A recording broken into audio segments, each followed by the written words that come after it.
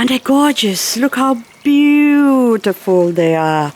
Magnificent. This lot is now in full bloom, and there's a couple of hummingbirds actually that's been hovering and eating the nectar, but I just couldn't seem to get a video of them. By the time I see them, they all fly away.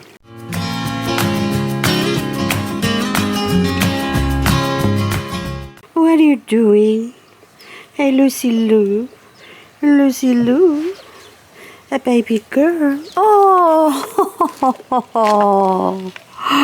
oh, you want to tickle. You're rolling around. You can't help yourself. Oh, is that good? Hey? Oh, don't eat rocks. Hey? This cat doesn't like to be held. She doesn't like being cuddled, but every now and then I would grab her and cuddle her. It is now almost midday, but still on the morning side of the day, and you can see that my succulents here are just enjoying the sun. Finally, it took till almost just now before the sun can engulf the whole area, but in the morning they're all in the shade. As you can see over here as well, they're still in the shade. These are just babies that I've propagated, or cuttings that I've taken, and I want them to grow. But for them to grow, they need the coolness of winter, but also they also need the warmth of the day. So the less sun they get, the slower they will grow. And the cat's back again. Oh my goodness, you can't leave me alone, Lucy, can you? Look at you. Oh, Lucy, where are you going? Are you gonna go walk around the garden? How about we take my lovelies? Would you like to take a walk on the wild side of the new garden? So as the red hot poker are showing here in full bloom, because this is the lot that is getting the sun, or most of the sun during the day. So even now, midday almost, I think it's about 12 o'clock now, these red hot pokers are just basking in the sun. But next to it, as I go along here on the side, you can see there's also red hot pokers here, but they are not yet as blooming as those ones in the front here. And what are you sniffing in there, Lucy? So Lucy's gonna be in just about all my videos from now on, while I'm in Victoria right now. So this one as well, so you can see that's also a red hot poker, so it's about to poke now, that poke out. But next to it, so this one is getting a little bit of sunlight as well, so that's why it's sort of growing red. But if I move over to this side, these are all in the shade and they are not coloring as much at all. It might look like a big garden, but it's only a small garden with lots to do. And that is the lily pili tree that I was harvesting some lily pili. Let's see if we can find some to eat, to chew on. Still lots of fruit, look at them. Yeah, and they're just, look, I could still make a whole heap of jam from them, but I am not gonna do that. Oh, what's that one that's rotting? Hang on, this one. Ah, they're beautiful to eat, crunchy. They're really nice. I can't walk past here without picking fruit. I'm hopeless. But look at them still. So this area, this corner of the garden has got some elephant's ears growing, and of course agapanthus here. And I do love agapanthus, but I just don't like the big versions because snails love to hide in them.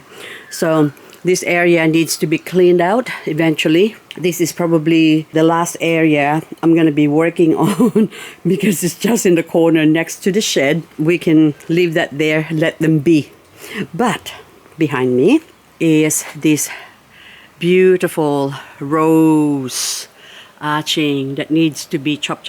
So there's a lot of work, and there's some ferns here that needs to be trimmed as well. And of course, I think they're Chinese lanterns, these red ones. When I first came here, the first thing I saw is this Chinese red lantern that's growing in the corner here. But this area here where, well, this is going to be my baby succulent growing areas from now on. But before that, this whole area was covered by philodendron and also rubber tree. So from all nice and clean now to how it was before, it was a mess. I mean, although it looked beautiful, but then it's not doing anything, or the plants doing any favor for this area. It's just a big cover up, basically. That's what it was doing. And there was also some wonga wonga vine on that side of the fence, and that's all been removed now, all cleaned up. And look, I still have to clean this all up here, so pick up all these bits of whatever and rake it through, because this is an ideal spot for growing succulents, propagating succulents, ones that can't be exposed to the sun yet. So talking about orientation, so this mama here was inside that area before, and so I've taken it out. And of course, before I left it to grow in here, in this, on this side here, you can see now lunchtime, by around say 10 o'clock, it's already getting some sun, 9-10 o'clock. And here comes Lucy again. Hi, hello Lucy. So from this area that is sort of covered, and you can see up the top, you can see that it's all this plastic roofing, which is letting light through. So this thing now is where it is now, but for about a couple of months I moved it in that corner first up, where it's sort of getting partial sun only, so it doesn't get burned. So by the time it reaches to this area by lunchtime, the plant was able to acclimate or adjust and not get burned. So where it is now, I'm hoping that this will actually start coloring up, and by summer hopefully this Crassula ovata will start growing into a big red hot red lantern, and also the red hot pokers over there. So I love red, so this garden has got a few reddish tone, lots of geranium you can see here. So we're just gonna go, so probably not good to do this, but anyway, I'm gonna try and show you the area. So there's a water fountain, of course fireplace, just the trickling sound of water. It's like a little bubbling brook. Beautiful lemonade tree. So this is already a well-established garden, but you can see there's also succulents that are not in the sun. So this is just Sedum Stonecrop growing here. They're just so easy to grow, but of course, being in this area, which is in the shade the whole day, this just remains green, or will remain green. It will never ever color up. There are some that are exposed in the sun at the front. So again, beautiful red geraniums. I just watered them yesterday, but they need a bit more watering. This meerkat, look, same plant shown at the back, looking differently. See, look how beautiful, compact, and nicely yellow and orange tinge in the corners. Look at that, beautiful. So they're just gorgeous in that pot there. And also on the side, we have Sedum dendroidium, looking lovely. See, look how beautiful they're coloring up. And of course the Sedum Stonecrop. So eventually I would like to have a Sedum Stonecrop in a pot or grown somewhere in the garden here, looking like this one. See, look how beautiful that is. And they normally grow or go much redder than that during summer, but for now it's winter. And of course, so the distance from this Stonecrop here to where the meerkat over there is of course, so it's just orientation. That is where you put your succulents, determine the coloring. Okay, I'm gonna take you back in the backyard. So this is what this area looked like from the side. And of course, Lucy again. Yes, I know. You know your name, hey? Hey? Yes. Can you say Lucy? You say Lucy. Do you want to go out? No, you're not going out. Anywho, let's go back here. Oh, hello, Mr. Kangaroo. Oh, yes, by the way, this area here, I've cleared it all out because it was full of overgrown daisies. And there's still probably a lot of them growing through like this one. So I pulled them all out, but see, you can see the seeds have self-seeded. And so I want to plant something here later on, succulents, but I need to make sure that all those daisies that I've been pulling out, look, you can see on the sides here, So if I pull that, look, there's also still seeds growing here. So it's gonna take a few months for them to grow and then eventually grow through the rocks here, and then I can pull them out. Hey Lucy, see, look at this cat. Oh, she loves me. Anywho, this kangaroo as well will be eventually be covered by succulents. I've got the palm trees here. I don't really want to put anything on that shady part unless, you know, a couple of Gasteria or Haworthia maybe over on that side in pots. So all of this here, the rocks as well, I'm going to put some pots or succulents in pots, that is. And these ones now, I want to move them from where they are right now on this side here. So you can see that side where the geraniums are all along there. That would be a more ideal spot for growing them. So let's go to walk through the garden. And oh my goodness, the Daphne. I actually smelled it first before I saw it. They're all blooming. Oh, just lovely. Pink flowers. So you can see the sun. It's just glorious sun. That side on the left-hand side is where, up to where the hose is where I'm going to plant, say, Echeveria, Graptoveria, Sedum. Anything that needs coloring up will be planted on this side. Even some Ionium, not planted. I'll just place the pots there for now until I can really figure out where things go in my head, because I don't want to plant something that I'm going to pull it out. So I don't want to stress out the plant too much. So once it goes in, I prefer it to go into a pot first. And then eventually, if need be, then I can transfer it to somewhere in the ground. But for now, this is what I've got to play with. So in here, there's a lot of this bottle brush again. Oh yes, the olives as well, the olive tree. That would be good to bonsai a couple of offshoots that are growing in the bottom. See all of them? Maybe I can take some cuttings and bonsai them. We can graft it and turn it to bonsai. Maybe that's what I'm thinking one day if I have the time. In this corner at the moment, it is mostly geranium and of course rosemary over there and a couple of canna lilies. Under that crepe myrtle that's lost all its leaves now. So this area can be like a veggie garden. I don't know, maybe plant a papaya tree or some herbs in there, a couple of mints in there, but I want to pull them all out. But right now they're still looking beautiful and it's winter, so everything slows down. So I'm not doing too much planting at the moment. And oh, look at the bougainvillea. The minute I saw the bougainvillea growing here, that sort of settled in my mind that yes, I want to live here.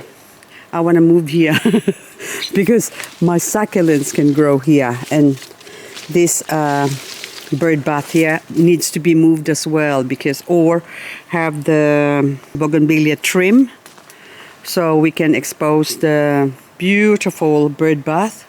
I don't know whether that's going to end up having succulents later on, but for now, it is a bird bath. But, oh yes, also the wheelbarrow. That wheelbarrow as well can't stay here because nothing grows in that wheelbarrow. It's just dirt. So on the next video, I might actually do a wheelbarrow planter. Of course, I'm going to have to find a spot in the garden somewhere to put that wheelbarrow. We have a little bridge over here. So it is a lovely garden. And of course, and it's got all my favorite plants. And also this gardenia. So that's the last of the gardenias, I think. So about a month ago. Oh, there's a few more buds here. Look at that. Oh, it'd be gorgeous. Okay. So I just need to do some trimming, but all the bins are full. I could still put some in the trailer. But anywho, down in the bottom, we can take some gardenia cuttings as well and plant it in this garden. And I don't know how many citrus trees in this garden, but let's go count it. Oh, this one as well, avocado tree. So this avocado is probably about 6 years old. And there's another avocado tree that was planted or grown from seeds. That one is only a couple of years old. Look how big it is. Look at that. It's quite tall now, so I don't know whether it's going to be left there, or for now it's only small. It's just a matter of chopping it off later on or trimming it, basically. So that beautiful yellow fruited tree there is called the lemonade. So it's not quite lemon, just lemonade tree, and I love eating it as is, and also good for making juices. And of course this one, bougainvillea, look how gorgeous that is. And so there's one citrus tree next to the avocado, and then we have this potinia that will have to eventually, so this tree here that will eventually go, so as this potinia here as well will have to go. And we have a lime tree that's got heaps of fruit at the moment, and orange, 3, 4 mandarin tree, and another orange tree there again. So it will still take a couple of months to ripen, but I already had a mandarin the other day.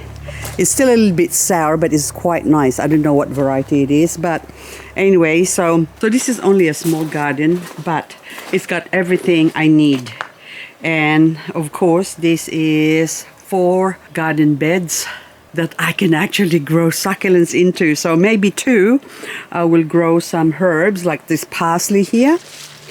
And then we have a compost heap at the back.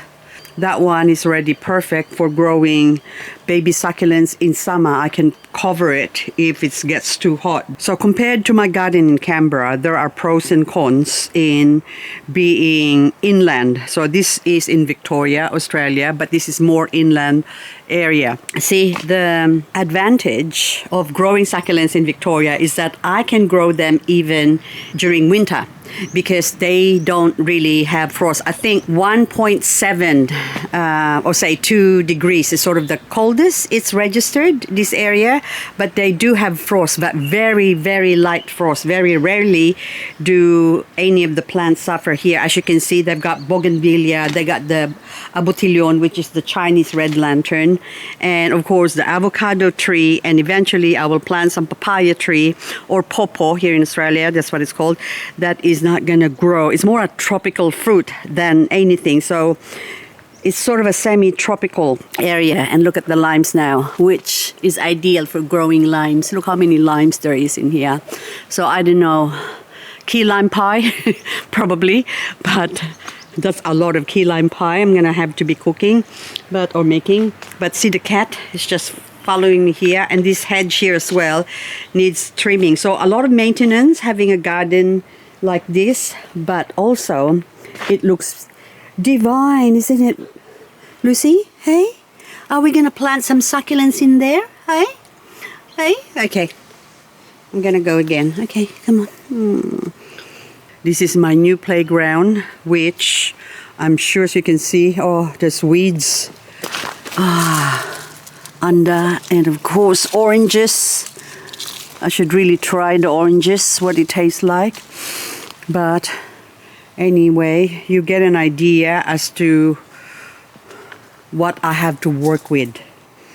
Okay, so, oh, these ones too. I don't know what this called, these pods. But it's just lovely. Look at that. Maybe you can make some arts and craft.